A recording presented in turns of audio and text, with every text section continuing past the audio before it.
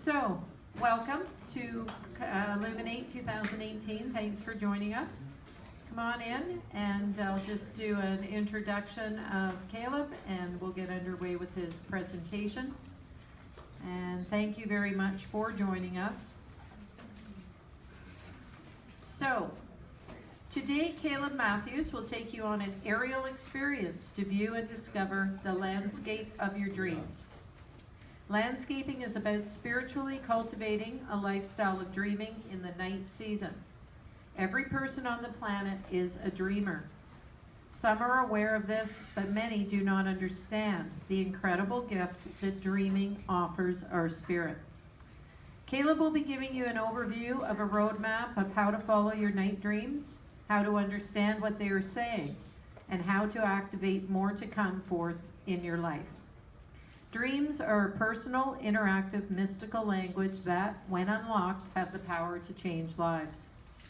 An experienced international speaker, Caleb has taught and imparted spiritual knowledge and wisdom to thousands of people. Whether in small groups or large gatherings, his message crosses cultural boundaries. Caleb's dream interpretation adventures have taken him to places like Stonehenge during the summer solstice, haunted happenings in Salem, Massachusetts, and the Yoga Institute in Costa Rica. So please welcome Caleb Matthews with me.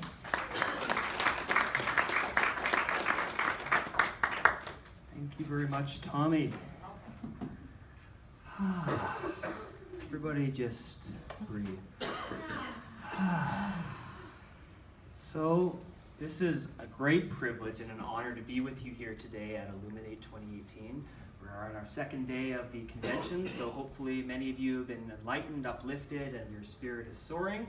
We're going to get into my favorite topic in my life, which is the realm of dreams. Every person in this room, the great first truth to know about our talk today is that the person on your left and right, and every person in this room, we are all dreamers.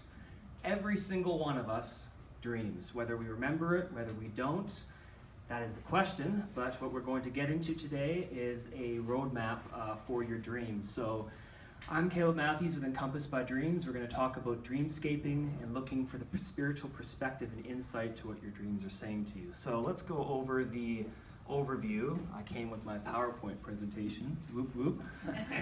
So we've got the agenda today for the introduction. I'll share a little bit about my dream journey, history's dreamers. So I'm going to go over some people in history you may not have known in your text during your schooling years in university, college, or high school. There are some people that you may be familiar with that I share about who in fact were night dreamers who use their dreams as a roadmap.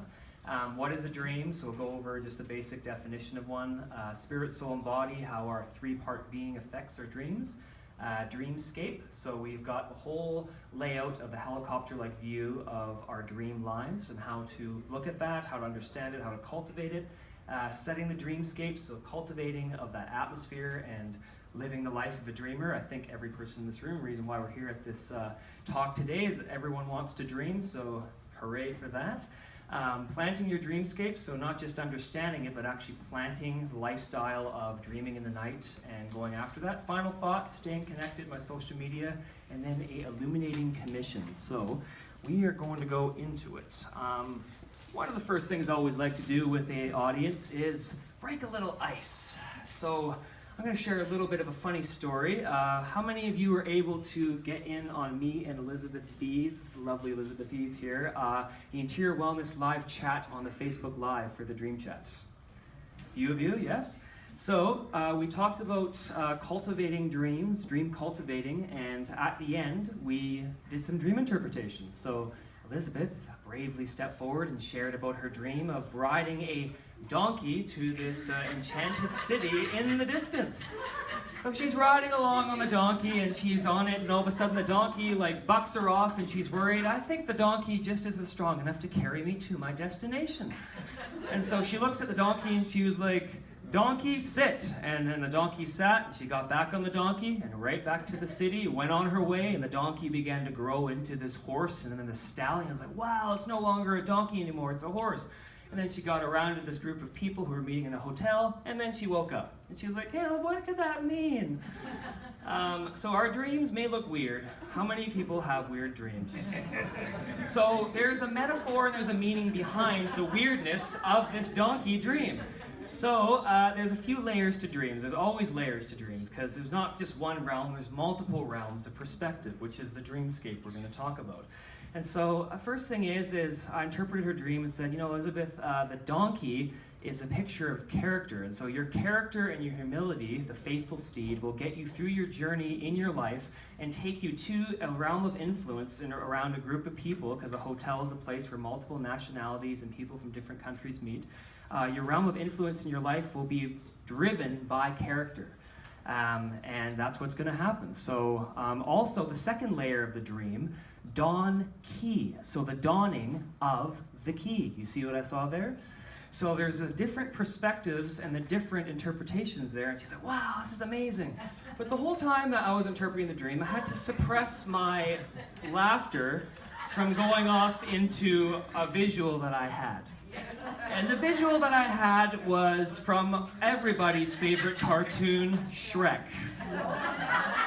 And so in Shrek, we've got Shrek and Donkey. At the end of the first movie, Shrek is like, I'm going to get my Princess Fiona, and so he's marching up to the church where she's off to be married to this terrible king and prince, and she's like, I'm going to go get my Princess Fiona. And the donkey's like, no, wait a minute, Shrek, listen to me. You love this woman, don't you? Yes. You want to hold her? Yes. Please her? Yes. Then you got to try a little tenderness. The chicks love the romantic crap. All the guys nodded. So that's what I thought. So why am I sharing about that right now? Well, icebreaker number one to get the, you're all broken now. We're all broken now, it's good. And the second is childlike imagination. So the first key I'm going to present to you is the realm of dreaming cannot be entered without becoming like a child.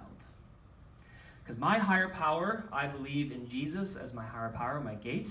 But one of the things that Jesus said, the real Jesus who walked the earth, whether you believe in him or not, that's fine, but he walked the earth, and one of the things he said was, unless you become converted like a child, you cannot see the kingdom of heaven.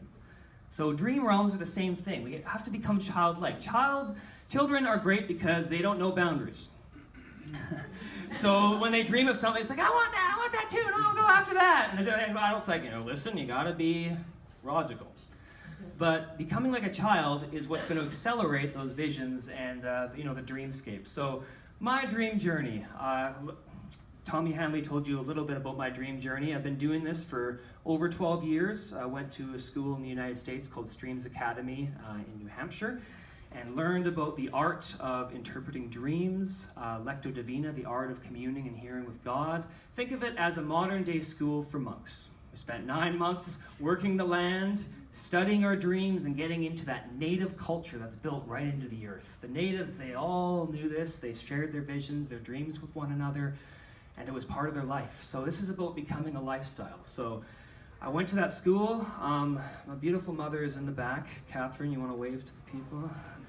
When I told Kathy Reed earlier today that that was my mother, she's like, what? That's your mother?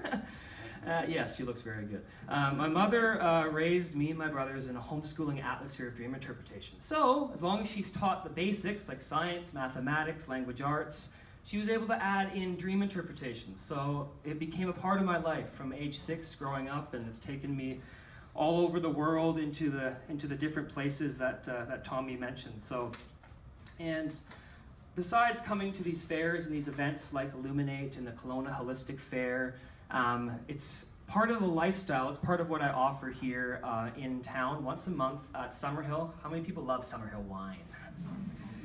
Stephen Sipes is a friend of mine, and one of the things that he decided after I spoke at the November full moon gathering was to do more of a normal cultural gathering of bringing the dreamers together to learn about dream interpretation. So if you like what you hear after the end of today and you're like, I want more, Summerhill at the Kakuli, once a month, every second Monday of the month, we have like the dreams chats there. So do a little bit of a coaching and mentoring, teach about dream interpretation, you share your dreams, and then at the end we all talk, and it's about cultivating and growing that atmosphere there too. So That's 7 to 9 p.m. February 12th will be the next meeting at the Cooley. If you're interested more in that, just drop by my desk after the chat.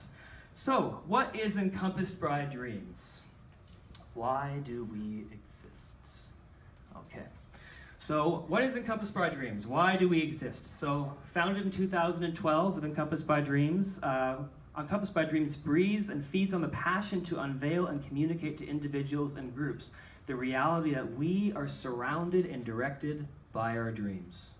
So dreams are more than just a picture, they are a direction. So giving you tools to translate what you see in your day-to-day life, and the goal is to create, everyone say, a culture of dreams and interpreters.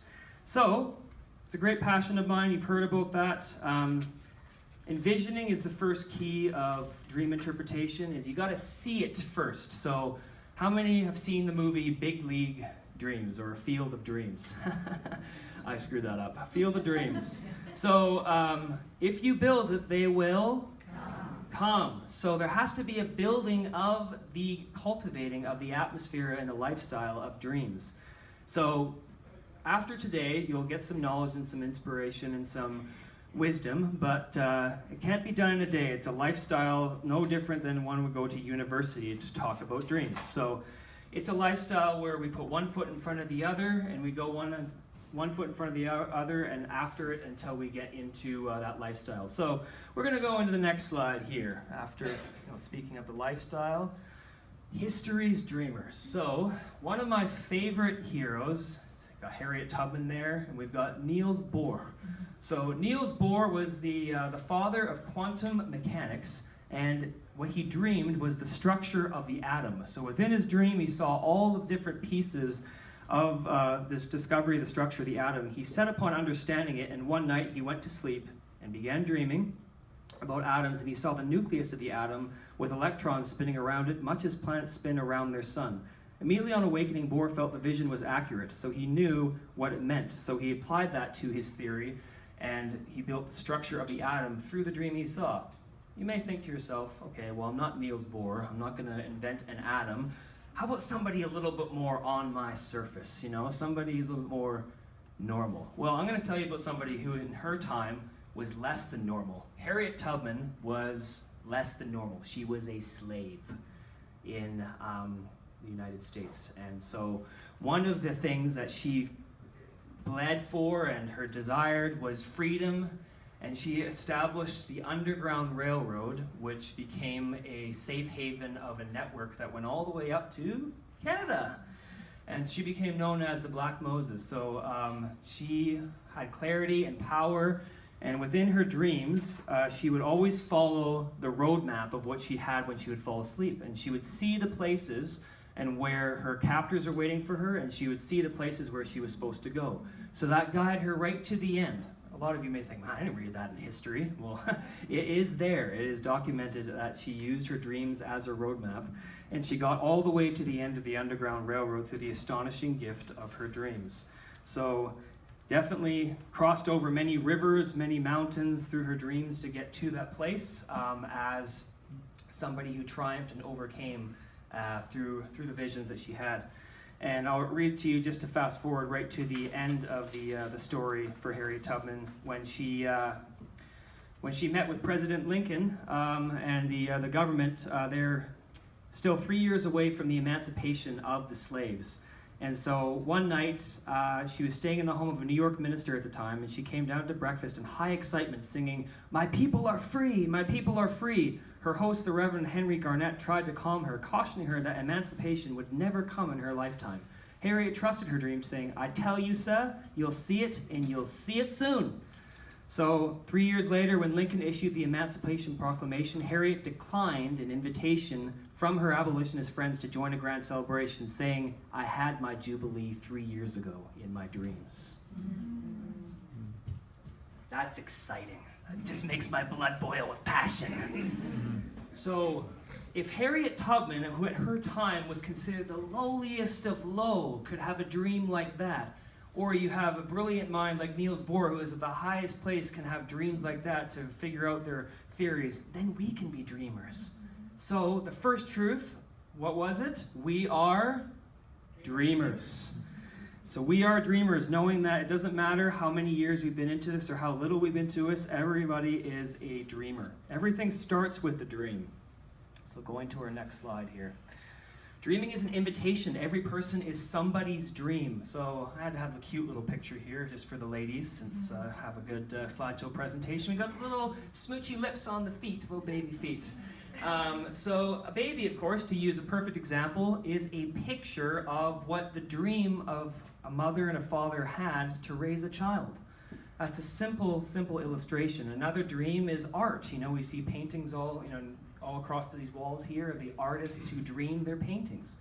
The gifts that you have and the things that you do and the passions that you want to do in life, those are all dreams. So every person is somebody's dream. We are the dream of our higher power. Whatever your higher power means to you, we are the dream of our higher power. Our dreams are in our DNA. So that is what is a dream.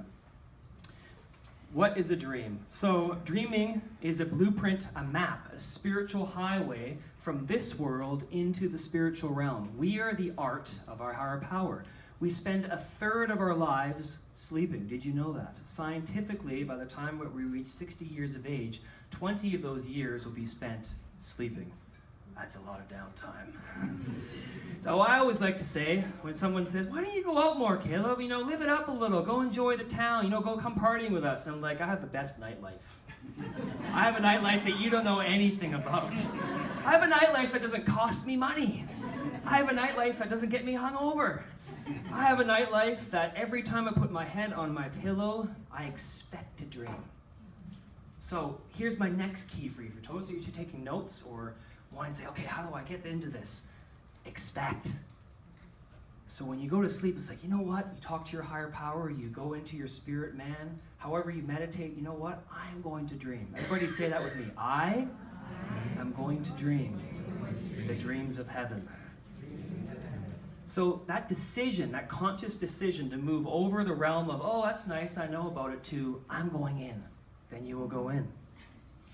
So dreaming is a state while sleeping that is more active than we are awake. It is the phase where we dream intensely, where our mind is sorting out all those spiritual answers and equations and problems.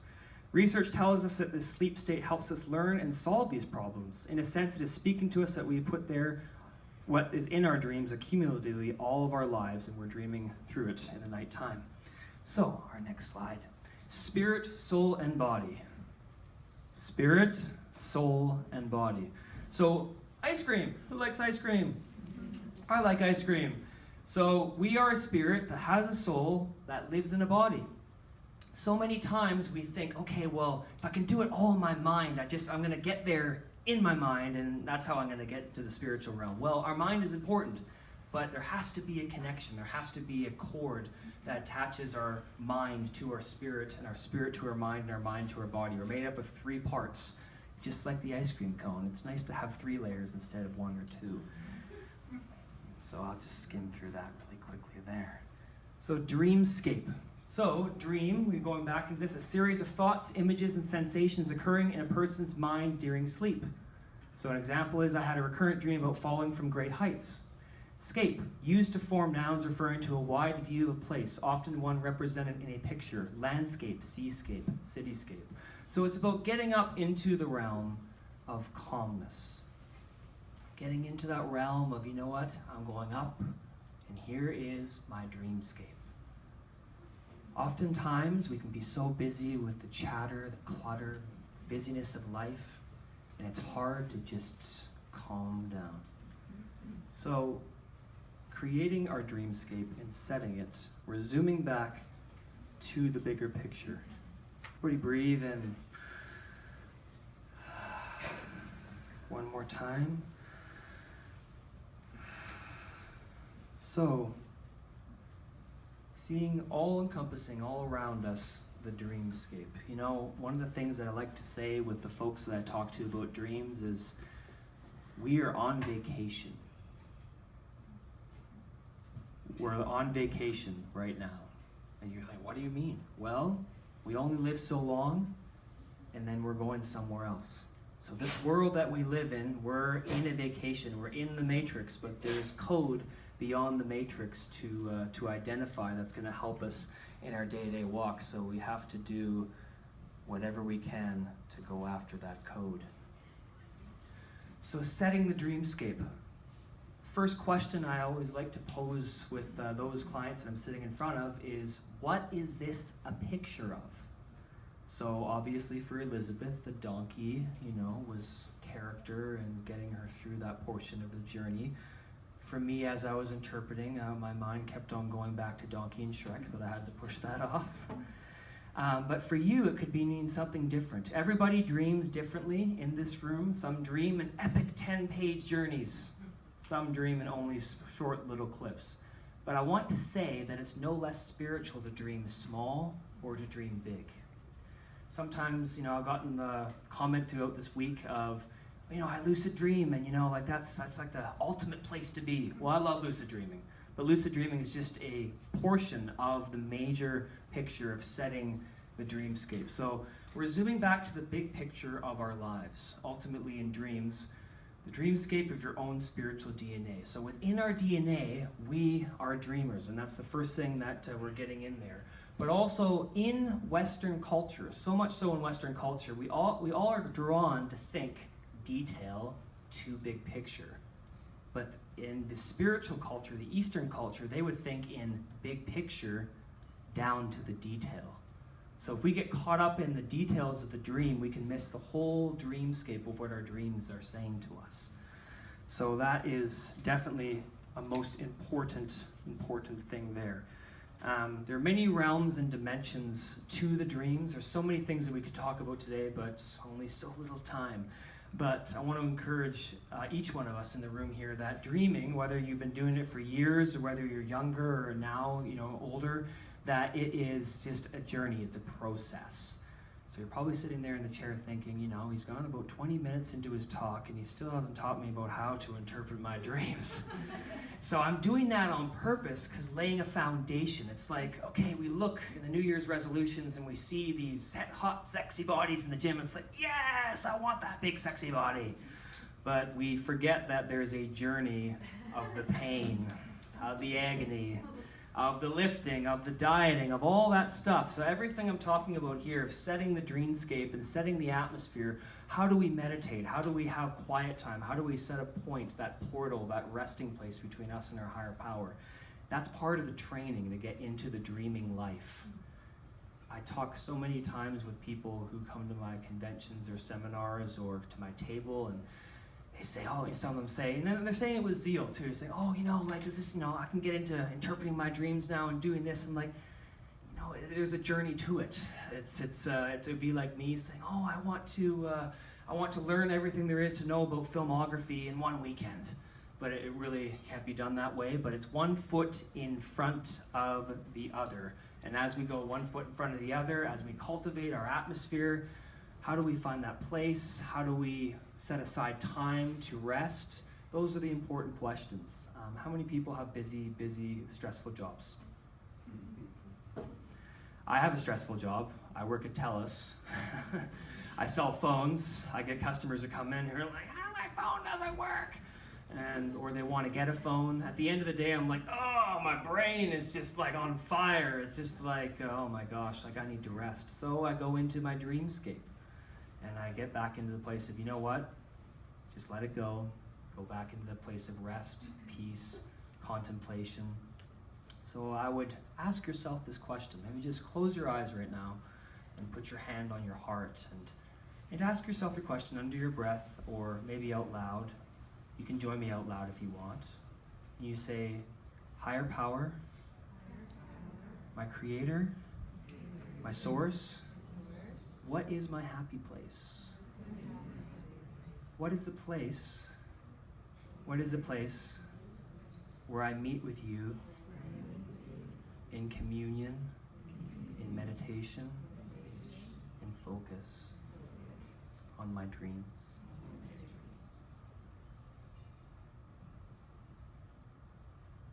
So just think about that. Travel and let your spirit take you into that dreamscape, that picture of going there.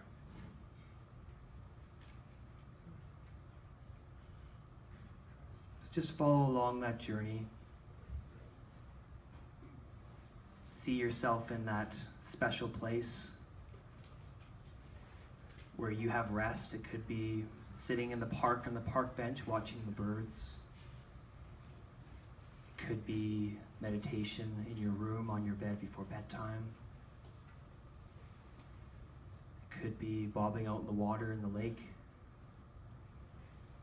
It could be going fishing and casting your net and your line out again and again just to hear the ripple of the lure on the water. But it will look different for each person.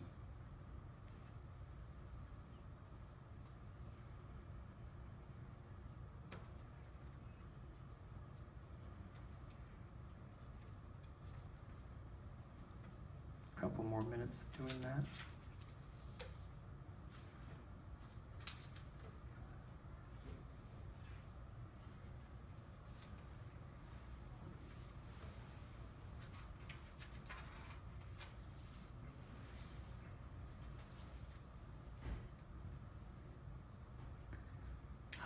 So you can open your eyes now, or you can keep your eyes closed and just stay in that place if you want.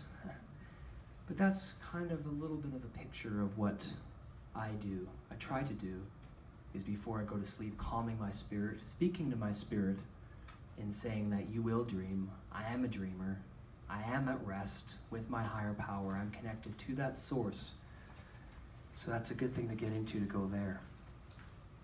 So we ask ourselves the question, what is the way that we can steward this atmosphere of dreaming? Now that we know dreams are there, they exist, how do we steward the atmosphere of dreaming? Well, it means shutting out outside distractions. So we live in a world where this is king or queen a lot of the time. Electronics are huge. Social gatherings, parties, our work, all these things, they can vie away from our attention.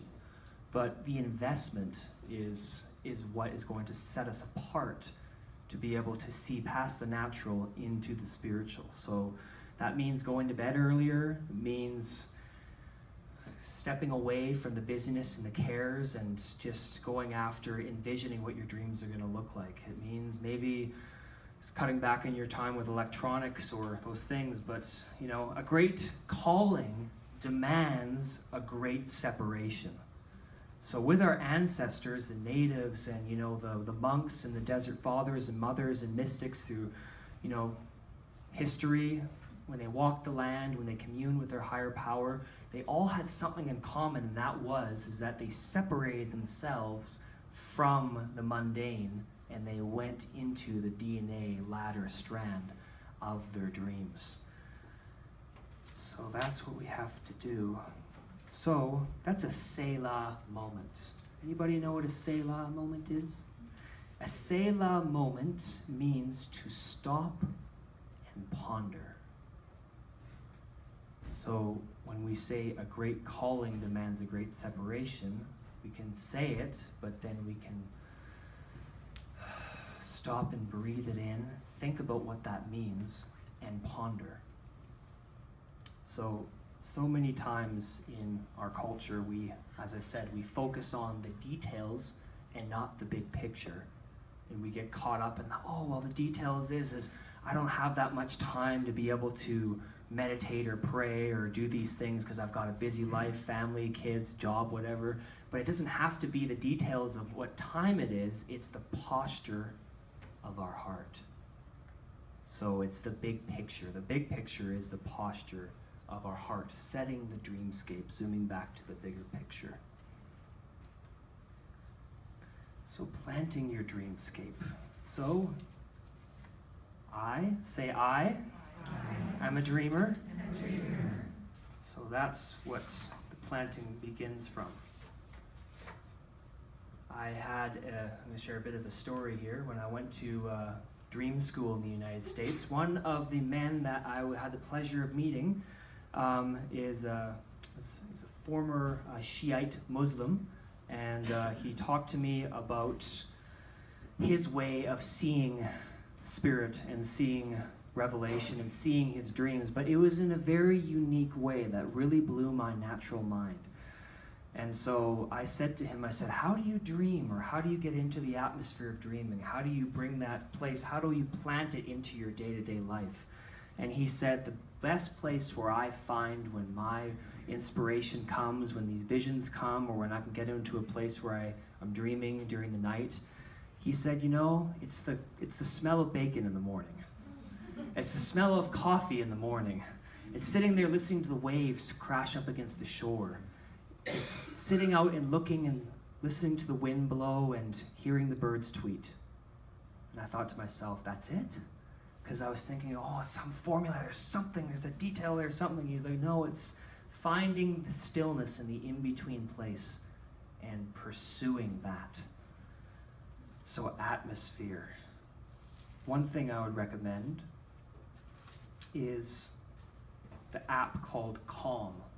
So if you don't have it on your phone, it's a really good app. It's called Calm, C-A-L-M, and some of the music is free, some of it costs a few dollars. And it's a sleep therapy music that you can listen to before you go to bed, and it will help you get deeper sleep and bring your mind at rest. For me, one of the areas that I get into the dream realm and the dream state is childlike imagination. You heard about Donkey and Shrek before.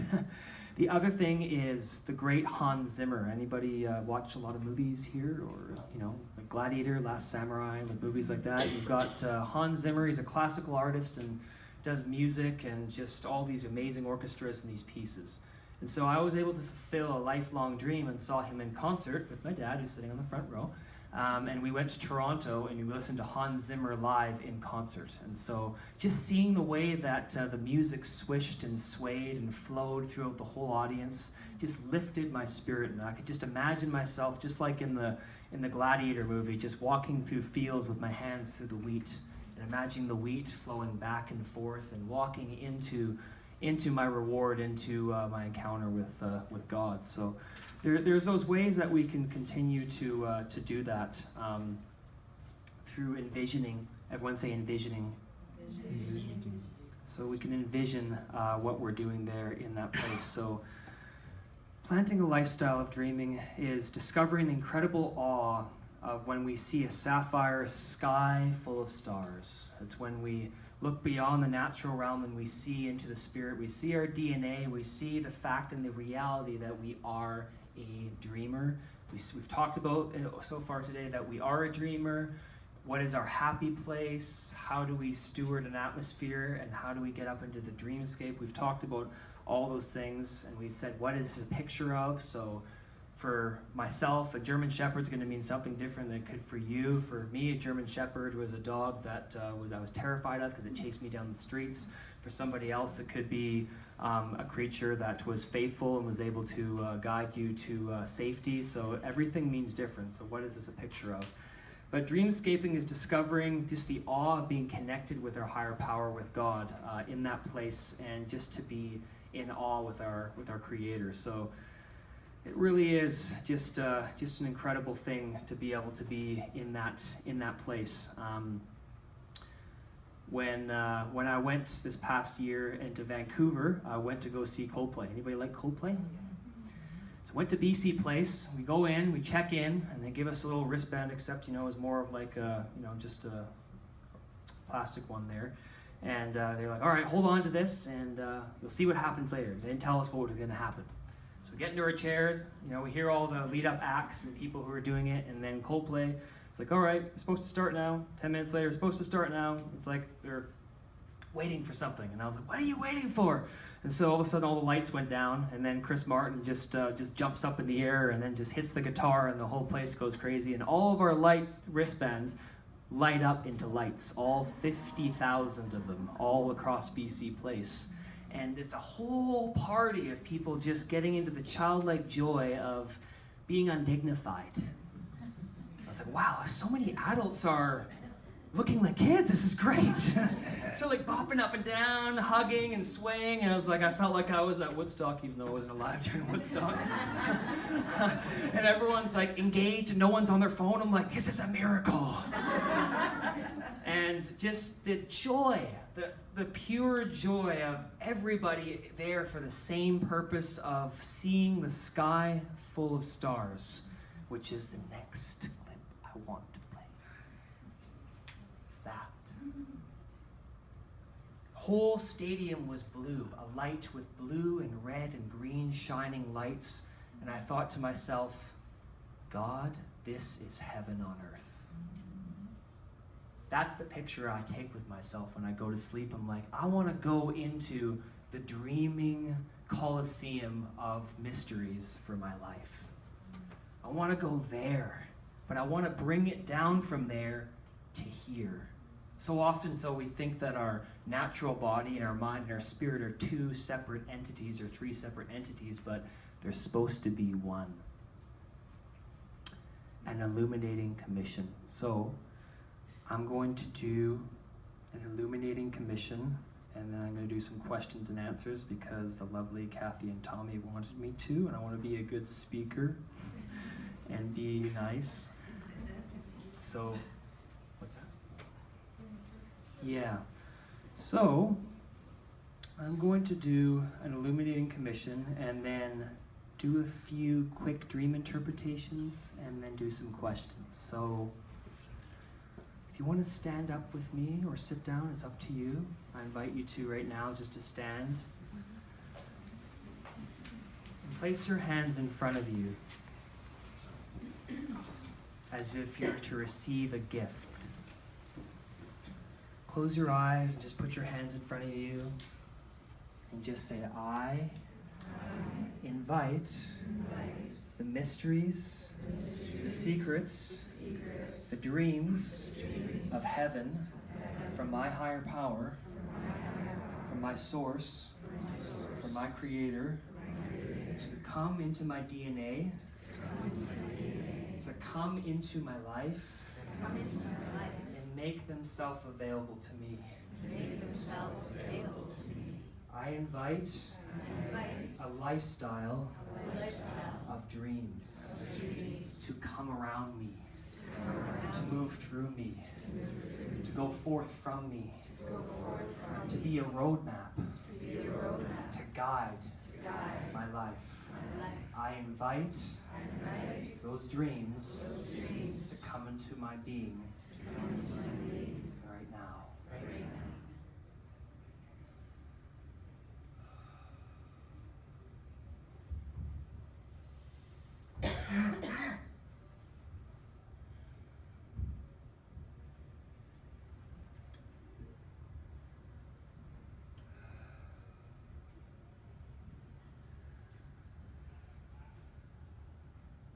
Place your hand over your eyes.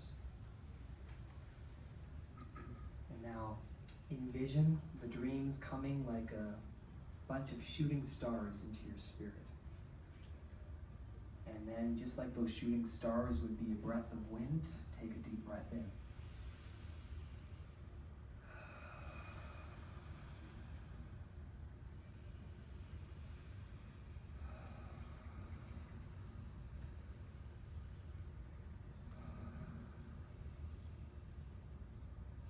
So I bless you with shalom, with kam watan, the Cree word for peace, and salam alaikum, peace be with you.